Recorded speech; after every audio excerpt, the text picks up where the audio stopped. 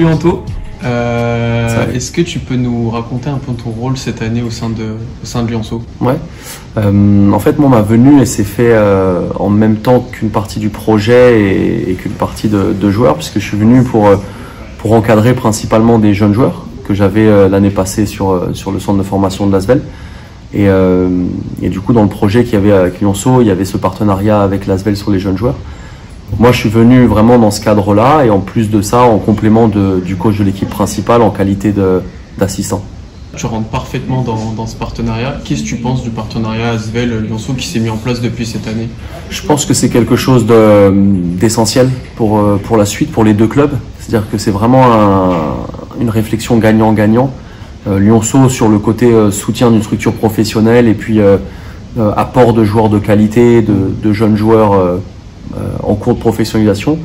Et pour l'Asvel, ça permet aussi de proposer un niveau supplémentaire à des joueurs en sortie de formation avant de rejoindre pleinement le monde professionnel. C'est un bon tremplin. C'est un super tremplin. Ouais, c'est vraiment... l'idée, elle est bien faite, c'est très bien réfléchi et je pense que c'est même précurseur par rapport à ce qu'on a fait cette année. Et être assistant d'un staff professionnel, ça comporte à quoi? C'est quoi ta place un petit peu dans le vestiaire et tes relations avec l'entraîneur, avec le groupe et avec le reste du staff? On va dire, en fait, je suis assistant à mi-temps, dans le sens où sur les matinées, sur le travail individuel, je suis vraiment entraîneur à part entière, en charge principalement des jeunes joueurs.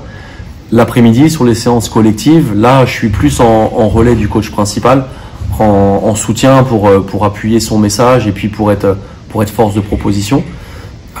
C'est différent, c'est intéressant d'avoir cette connaissance du rôle de l'assistant parce que j'ai été amené à travailler avec un staff, donc c'est intéressant de voir comment les gens le vivent. Et c'est enrichissant justement d'avoir ce recul-là et d'observer un petit peu plus. Donc c'est intéressant comme statut.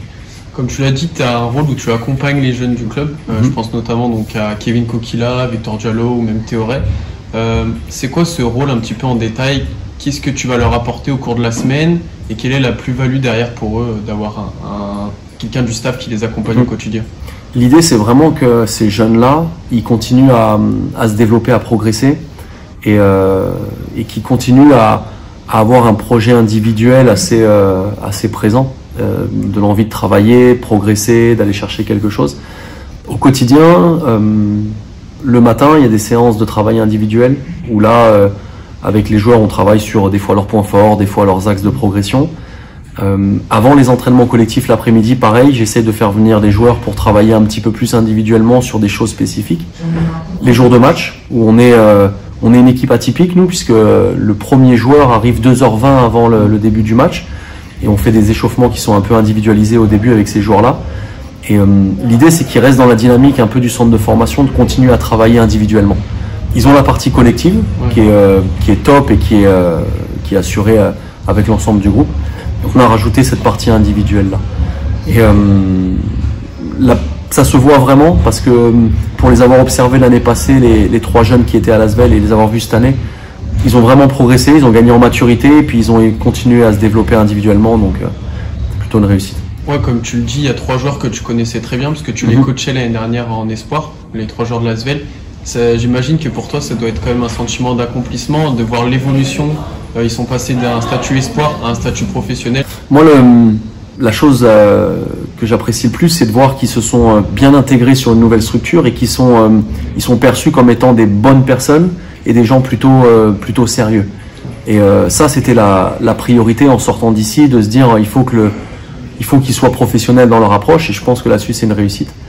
En plus de ça, c'est des travailleurs. Et ils le font pour eux-mêmes et ce que j'apprécie, c'est que j'ai l'impression qu'ils apportent un peu de leur culture de travail à l'ensemble du club et ils sont dans une bonne dynamique. C'est des gens qui sont parfaitement intégrés avec le club de Lionceau et puis qui ont gardé leur côté performance, centre de formation qu'ils ont pu avoir avant. Ouais.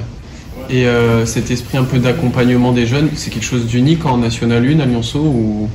Je pense que ouais, on est vraiment la seule structure et j'ai même envie de dire sur le niveau Pro B, je l'ai pas vu non plus.